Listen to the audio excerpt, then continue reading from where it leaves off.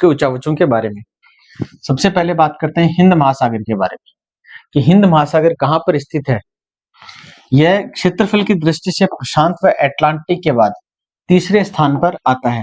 यानी सबसे बड़ा जो महासागर है, यानी जो संपूर्ण पृथ्वी है उसका लगभग आधा है, वो अपन ने बात की थी कि वो कौन सा महासागर है, प्रशांत महासागर है। प्रशांत महासागर से जस्ट आधा जो महासागर है उसके बारे में अपन ने बात की थी, वो कौन सा था अपना, नंबर 2 पे अटलांटिक महासागर, और नंबर 3 पे जो अपना आता है वो है हिंद महासागर, जो 7.3 करोड़ वर्ग किलोमीटर क्षेत्रफल में फैला हुआ है। इसकी औसतन गहराई 4000 मीटर के लगभग अपने को मिलती है। जैसे अपन बात करें जो इंडियन ओशियन है उसके आसपास ये जो जितना भी पार्ट आपको दिखाई दे रहा है, ये सारा का सारा प्रशांत महासागर का सॉरी हिंद महासागर का ही भाग है। ये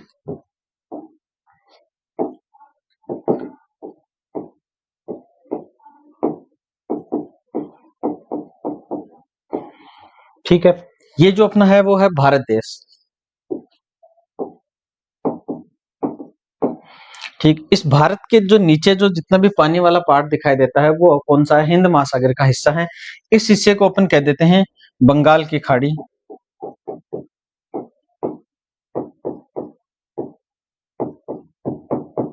और ये वाला जो हिस्सा है इसे कह देते हैं अरब प्रायद्वीप के पास होने के कारण से अरब सागर।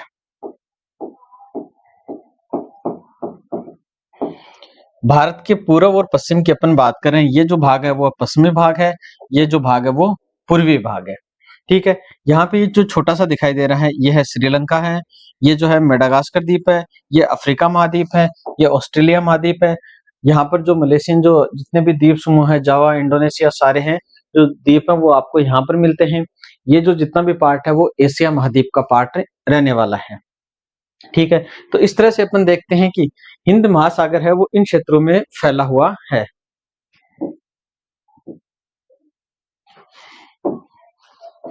नेक्स्ट अपन बात करते हैं हिंद महासागर के किनारों पर कुछ प्रमुख सागर व खाड़ियां भी मिलती हैं जो निम्न है। यानी जो हिंद महासागर अपन ने देखा उसकी स्थिति के बारे में कि कहाँ कहाँ पर है, उस हिंद महासागर के चारों तरफ कुछ खाड़ियां भी अपने को मिलती हैं। कुछ खाड़ियों की अगर अपन अध्ययन की दृष्टि से बात करें कि जो इंपॉर्टेंट है उनकी अपन बात करते हुए यहाँ पे चलेंगे, और आपके सिलेबस से संबंधित है, ये महत्वपूर्ण चीजें हैं, वही अपन यहाँ पे पढ़ते हुए चल रहे हैं। सीधा सीधा कभी भी डायग्राम से आप लोग पढ़ोगे तो आपको अच्छे से याद रहेगा, और मानचित्र से पढ़ोगे तो बहुत अच्छे से आपको याद रहने वाला है। तो आप या तो ऐसा करिए, एटलस ले आइए, जो एटलस आती है उस एटलस को अपने सामने रखिए और फिर इससे आराम से पढ़िए, या फिर जो जितने भी नोट्स हैं उनकी आपको सबको पीडीएफ है वो जल्दी अवेलेबल करवा दी जाएगी। तो इस पीडीएफ का आप प्रिंट आउट निकाल लीजिएगा, और प्रिंट आउट निकाल के फिर आप वीडियो लेक्चर देखते हुए उनको पढ़िए, तो आपको आसानी से और जल्दी याद रहने वाला है ये चीजें। इसीलिए हम पीपीटी के माध्यम से आपको मैप के द्वारा हम पढ़ाते हैं कि आपको अच्छे से आसानी से समझ में आ जाए। सबसे पहले अगर अपन बात करें कि मोजाम्बिक चैनल के बारे में, नंबर 1 पे मोजाम्बिक जो चैनल है ये अपन ने क्या बताया था, मेडागास्कर द्वीप,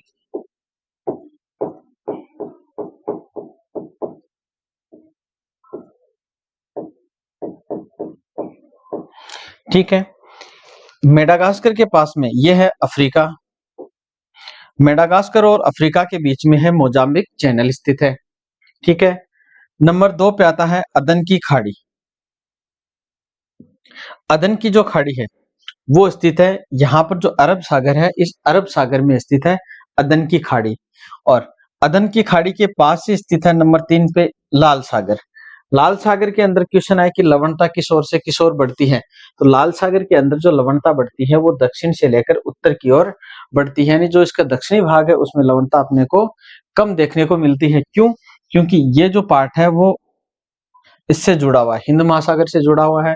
जुड़ा हुआ होने के कारण से हिंद महासागर का जो पानी है वो लाल सागर में प्रवेश कर जाता है। और लाल सागर में प्रवेश करने के कारण से इस क्षेत्र में तो लवणता कम मिलती है और ऊपरी जो क्षेत्र है उसमें लवणता ज्यादा मिलती है। दक्षिणी क्षेत्र की लवणता की अगर अपन बात करें तो इसमें जो लवणता है वो दक्षिणी क्षेत्र में 37/1000 मिलती है, जबकि जो उत्तरी भाग है उस उत्तरी भाग में जो लवणता मिलती है वो है 41/1000 के आसपास। ठीक है। नंबर 4 पे अपन बात करें हैं ओमान की खाड़ी। ओमान की जो खाड़ी है वो कहां पर स्थित है? अरब सागर में ही स्थित है। यहाँ पर एक देश है ओमान, इस ओमान देश के पास से स्थित है ओमान की खाड़ी। ठीक है। ये आगे अपन ने बात कर ली अरब सागर। जो हिंद महासागर है उसका भारत का जो पश्चिमी भाग है उसे अपन अरब सागर के नाम से जानते हैं।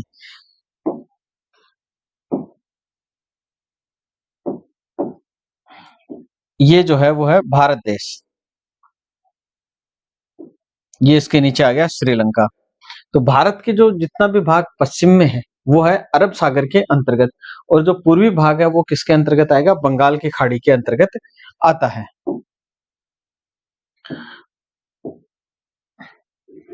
ठीक है। तो पश्चिमी जो भाग है वो है अरब सागर, पूर्वी जो भाग है वो कौन सा हो गया? बंगाल की खाड़ी, जहां पर अंडमान और निकोबार द्वीप समूह स्थित है। जबकि मन्नार की खाड़ी भारत और श्रीलंका के बीच में जो भाग आता है वो आता है मन्नार की खाड़ी का भाग। जैसे ये वाला जो भाग है जो रेड रेड दिखाई दे रहा है ये वाला है मन्नार की खाड़ी का भाग। मन्नार की खाड़ी के अंदर अगर अपन बात करें कि एक द्वीप है छोटा सा, उस द्वीप के बारे में वर्तमान समय में काफी चर्चा में चल रहा है वो द्वीप, क्योंकि प्रधानमंत्री जी ने संसद भवन में ये मामला उठाया था उस द्वीप के बारे में। तो उस द्वीप का जो नाम है वो है कच्चा तीवू द्वीप।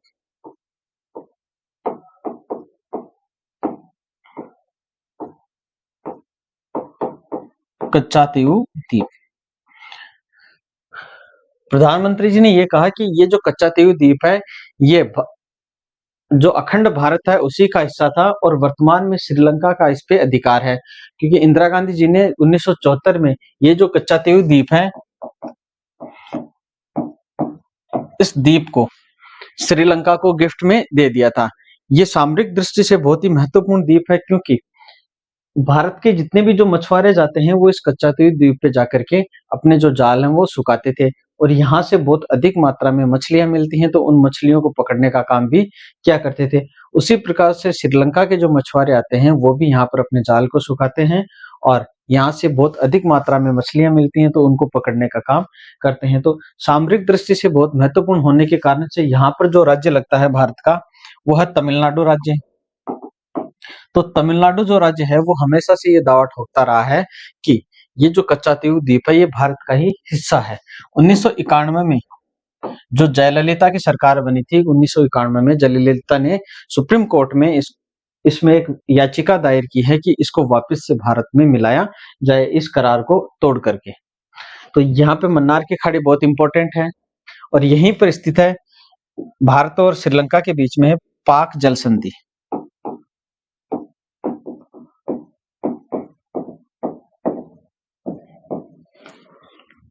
ठीक है। इसके बाद में आता है अपना अंडमान सागर। अंडमान सागर की अगर अपन बात करें तो यहाँ पर बंगाल के खाड़ी में स्थित है एक द्वीप समूह है जिसे अपन कहते हैं अंडमान और निकोबार द्वीप समूह। इसी अंडमान और निकोबार द्वीप समूह के आसपास का जो सागर है उसे अपन अंडमान सागर के नाम से जानते हैं। जबकि लास्ट में जो सागर आता है वो आता है तिमोर सागर। तिमोर सागर की अगर अपन बात करें तो तिमोर सागर ये है ऑस्ट्रेलिया,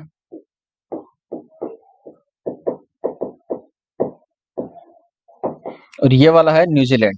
ठीक है। तो इस ऑस्ट्रेलिया के पश्चिमी उत्तर पश्चिमी जो भाग है इस उत्तरी पश्चिमी भाग में एक द्वीप मिलता है यहाँ पर तिमोर द्वीप। तिमोर द्वीप के आसपास का जो जितना भी क्षेत्र है उसे अपन तिमोर सागर के नाम से जानते हैं। ठीक है। ये चीजें हो गई हिंद महासागर में मिलने वाली कुछ खाड़ियों के बारे में, और जो सीमांत सागर हैं उनके बारे में अपना डिस्कस हो गया। तो मुझे नहीं लगता यहाँ से बाहर कोई क्वेश्चन अगर एग्जामिनर पूछता है तो आने वाला है, और सिंपल सिंपल बातें हैं। जल्दी से एक बार फिर से रिवाइज कर लेते हैं। मोजाम्बिक चैनल मेडागास्कर जो द्वीप है उसके पास में स्थित है। अदन की खाड़ी अरब सागर में स्थित है। लाल सागर भूमध्य सागर और हिंद महासागर को जोड़ने वाला एक छोटा सा सागर है। ओमान की खाड़ी ओमान देश के पास में अरब सागर में स्थित है। मन्नार की खाड़ी भारत और श्रीलंका के बीच है। पाक जल संधि भारत और श्रीलंका के बीच है। कच्चातीव जो द्वीप है भारत और श्रीलंका के बीच है। और बंगाल की खाड़ी भारत का जो पूर्वी भाग है उसे अपन बंगाल की खाड़ी के नाम से जानते हैं। अंडमान सागर बंगाल की खाड़ी में स्थित अंडमान और निकोबार जो द्वीप समूह है उनके पास में स्थित है अंडमान सागर। और तिमोर सागर ऑस्ट्रेलिया के उत्तर पूर्व में एक तिमोर जो द्वीप है उसके पास में स्थित है एक छोटा सा सागर है जिसे अपन तिमोर सागर के नाम से जानते हैं।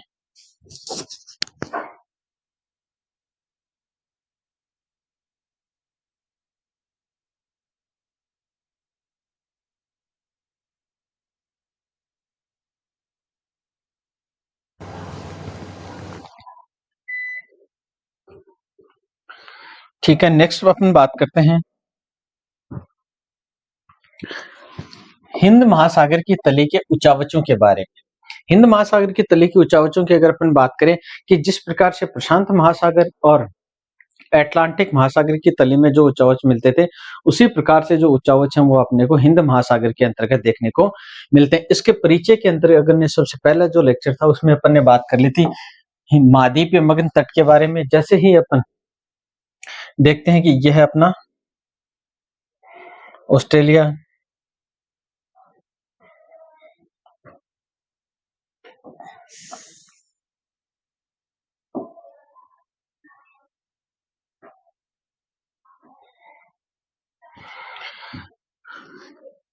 यह है अपना भारत, और यह है अफ्रीका, पहले शायद ऑस्ट्रेलिया बोल दिया था मैंने, और यह है यहाँ पर है ऑस्ट्रेलिया।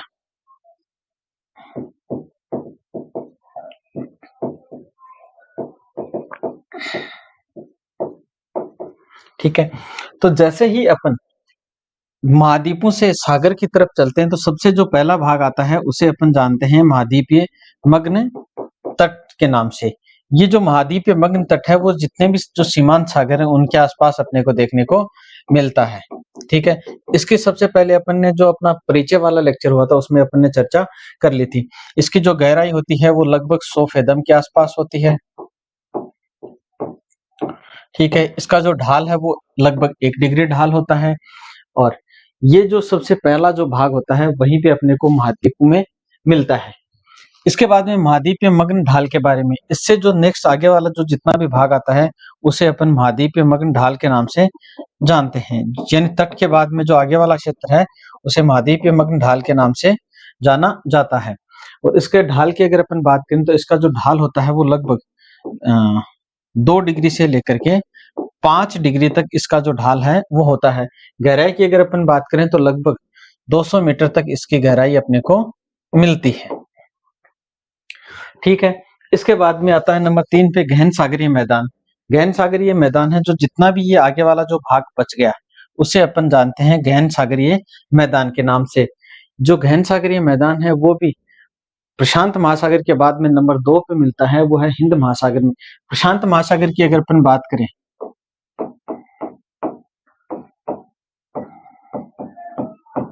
तो प्रशांत महासागर के अंतर्गत अपन देखते हैं कि 80 पॉइंट लगभग 3% भूभाग पे अपने को महासागरीय जो मैदान है वो देखने को मिलता है। जबकि हिंद महासागर के अंतर्गत अगर अपन बात करें तो हिंद महासागर के अंतर्गत लगभग 80.1% भूभाग पे अपने को गहन सागरीय मैदान है वो देखने को मिलते हैं। जबकि अटलांटिक महासागर में केवल और केवल 57% भूभाग पे अपने को गहन सागरीय मैदान देखने को मिलते हैं। इसके बाद में नेक्स्ट अपन बात करते हैं जिसकी अपन ने पहले बात नहीं की थी, जो परिचय वाला लेक्चर था उसमें महासागरीय कटक के बारे में। तो हिंद महासागर के अंतर्गत भी एक कटक देखने को अपने को मिलता है। जिस प्रकार से अपन ने देखा प्रशांत महासागर में और अटलांटिक महासागर में जो कटक देखा था वो उत्तर से लेकर दक्षिण तक काफी विस्तृत रूप में फैला हुआ था। उस प्रकार का जो कटक है वो अपने को यहाँ नहीं देखने को मिलता है। जबकि प्रशांत महासागर में भी जो एल्बेट्रोस का पठार है उसके आसपास अपने को विस्तृत रूप से जो कटक है वो देखने को मिलता है। उस प्रकार का जो कटक है वो अपने को नहीं देखने को मिलता है हिंद महासागर के अंतर्गत। लेकिन फिर भी अपन कह सकते हैं कि जो कटक है वो हिंद महासागर में भी काफी मात्रा में देखने को मिलते हैं। तो चलिए आगे अपन बात करते हैं कटकों के बारे में। सबसे पहला जो कटक आता है वो आता है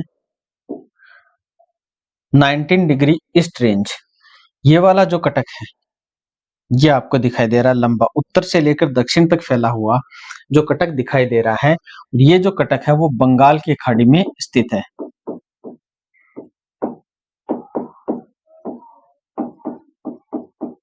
बंगाल की खाड़ी में स्थित है।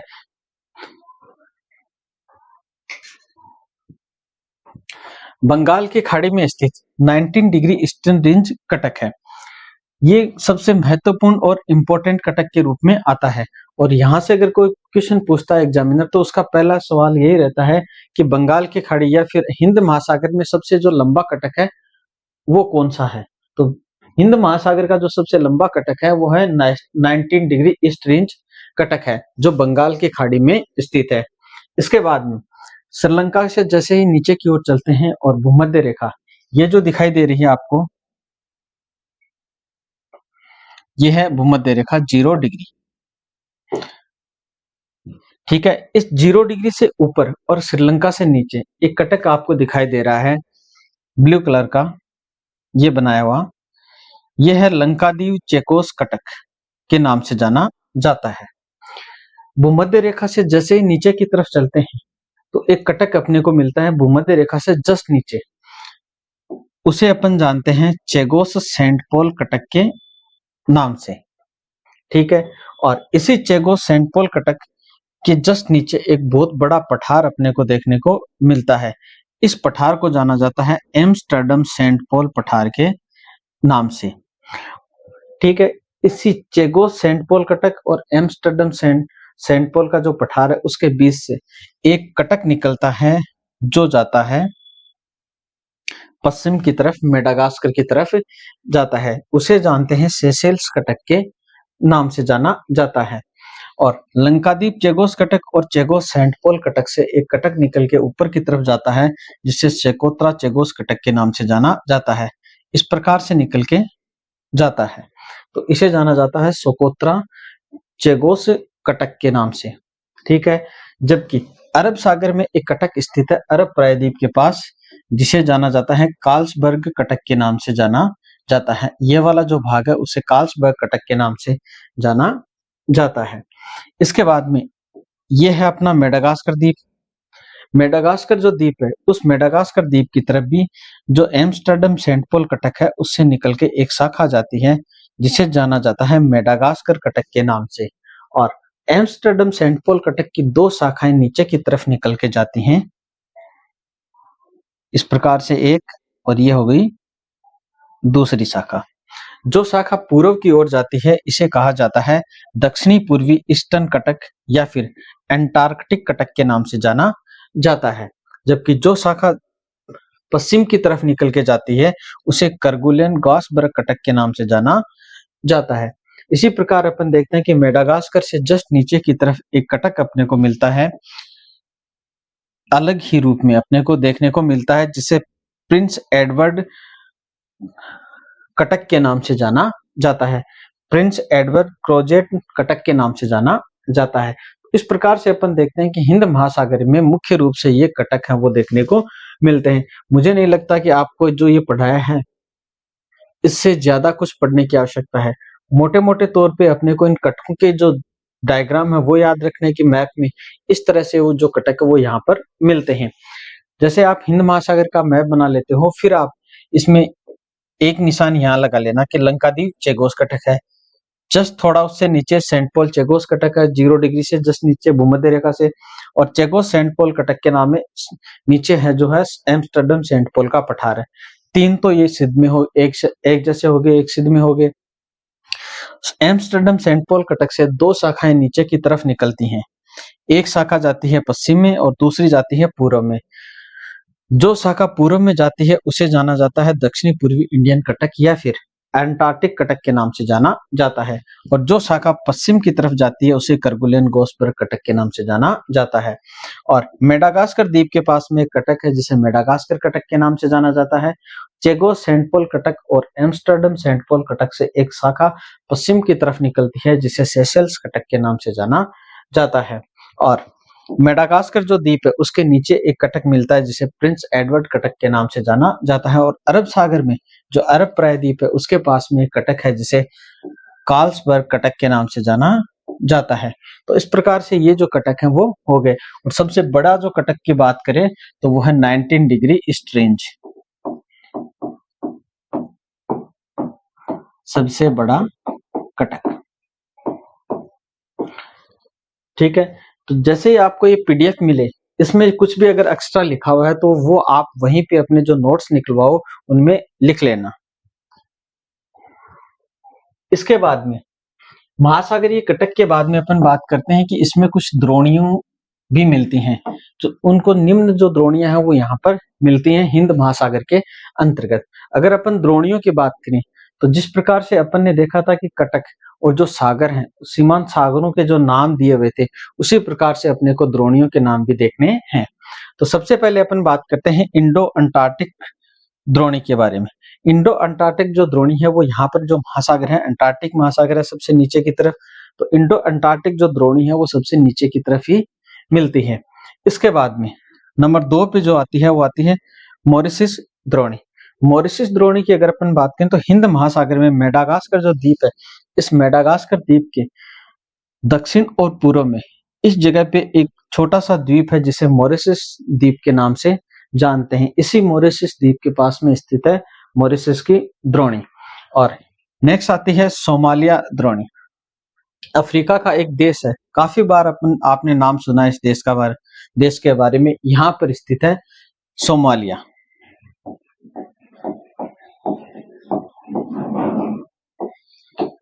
नाम काफी बार कैसे सुना है, न्यूज देखते हो काफी बार सुना है कि न्यूज में अपन देखते हैं कि जो सोमालिया के जो डाकू हैं उन्होंने किसी जहाज पे कब्जा कर लिया और अब ये डिमांड कर रहे हैं। तो जैसे ही कोई जहाज यहाँ से जाता है, इस ओर से घूम के जाता है, तो यहाँ पे जब जाता है तो यहाँ के जो लुटेरे होते हैं वो क्या कर लेते हैं, इस पे कब्जा कर लेते हैं और फिर वो अपनी मांग करते हैं।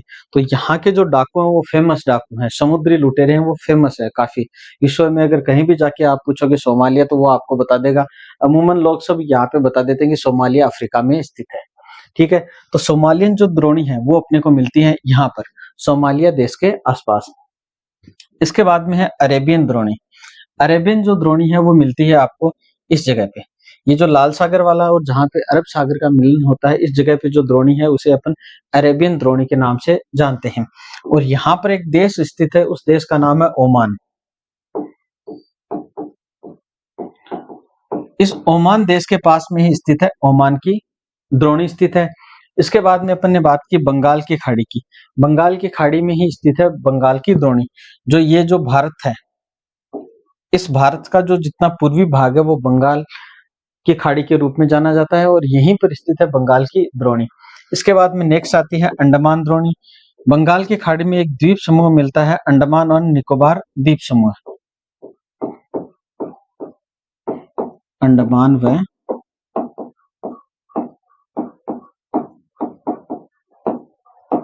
निकोबार द्वीप समूह है। ठीक है, तो अंडमान और जो निकोबार द्वीप समूह है इस यहीं पर अपने को मिलती है, अंडमान द्रोणी के नाम से जाना जाता है। इसके बाद में है कोकोस किलिंग द्रोणी।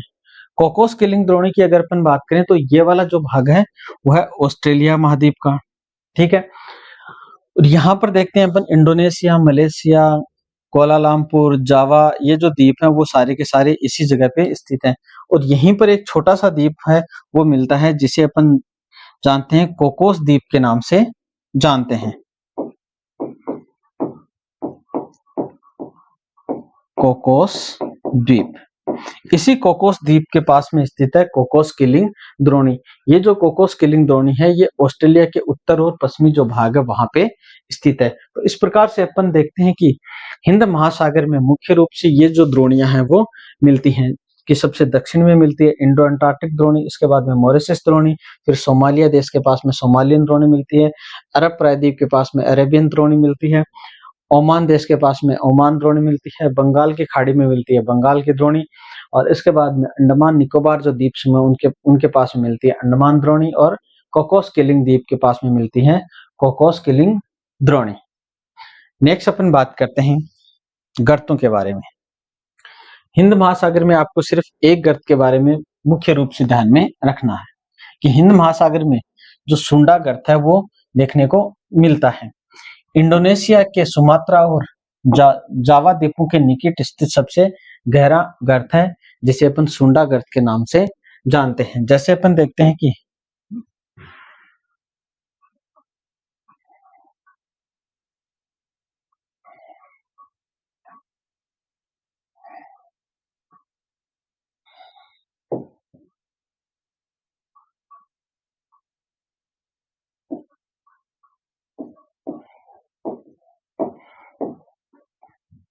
ये अपना हिंद महासागर है, यह है इंडिया, यह है अफ्रीका और यह है ऑस्ट्रेलिया। ठीक है, तो यहां पर जो द्वीप स्थित हैं इस जगह पे,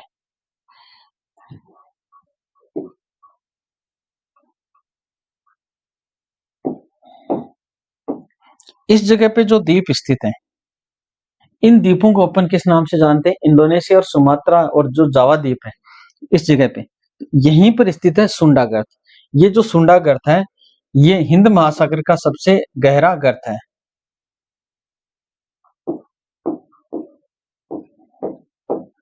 सुंडा गर्त, ये हिंद महासागर का सबसे गहरा गर्त है।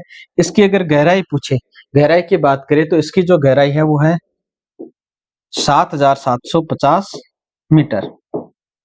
या फिर अपन कह सकते हैं कि कई बार ऑप्शन में 7,750 वो नहीं आता है, 7,749 मीटर भी आता है। तो दोनों ही यहाँ पर सही है, ठीक है, लेकिन दोनों एक साथ कभी भी ऑप्शन में नहीं दिए जाते हैं। तो इस प्रकार से अपन ने हिंद महासागर के नितल के उच्चावचों के बारे में आज के सेशन में अध्ययन किया। नेक्स्ट सेशन में अपन बात करेंगे समुद्री जो लवणता है उसके बारे में। Thank you everyone.